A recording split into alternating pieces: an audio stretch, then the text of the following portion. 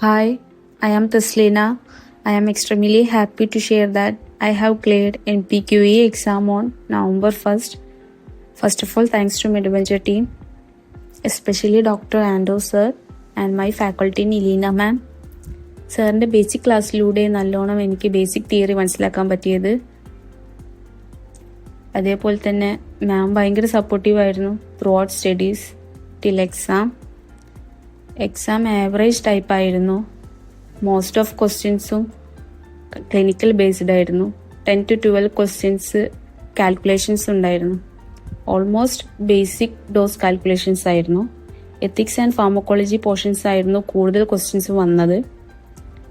എക്സാമിന് പ്രിപ്പയർ ചെയ്തത് എങ്ങനെയാണെന്ന് വെച്ചാൽ ആദ്യം സാറിൻ്റെ ബേസിക് ക്ലാസ്സസ് കേട്ടു ഫുള്ളായിട്ട്.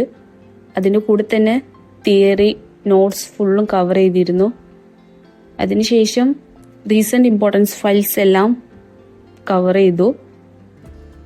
ഫയൽസ് നോക്കുമ്പോൾ തന്നെ എക്സ്ട്രാ പോയിന്റ്സ് ഞാൻ കണ്ടതൊക്കെ നോട്ട് ചെയ്ത് വെച്ചിട്ടുണ്ടായിരുന്നു. അതെനിക്ക് ഭയങ്കര ഹെൽപ്ഫുള്ളായി എക്സാമിന്. അതിനുശേഷം ഞാൻ മോക്ക് ടെസ്റ്റ് ചെയ്ത് നോക്കിയിരുന്നു. ഇനി എക്സാം എഴുതാൻ പോകുന്നവരോട് എനിക്ക് പറയാനുള്ളത്, എനിക്ക് തോന്നിയൊരു കാര്യമാണ് റീസെൻ്റ് ഇമ്പോർട്ടൻറ്റ് ഫയൽസ് മാക്സിമം എത്രത്തോളം റിവൈസ് ചെയ്യുന്നോ അത്രത്തോളം നമുക്ക് ബേസിക് ആയിട്ടുള്ളൊരു ഐഡിയ കിട്ടും ഒരു ക്വസ്റ്റ്യൻ വന്നാൽ എങ്ങനെ അറ്റൻഡ് ചെയ്യണം എന്നുള്ളത്. അതേപോലെ തന്നെ ബേസിക് തിയറി നല്ല തെറോ ആണെങ്കിൽ നമുക്കൊരു ക്വസ്റ്റ്യൻ കണ്ടാൽ പെട്ടെന്ന് തന്നെ ആൻസർ ചൂസ് ചെയ്യാനും പറ്റും. അതേപോലെ തന്നെ ടൈം കൺസ്യൂം ചെയ്യാനും പറ്റും. ടൈം എന്തായാലും മാനേജ് ചെയ്യാൻ പഠിക്കണം.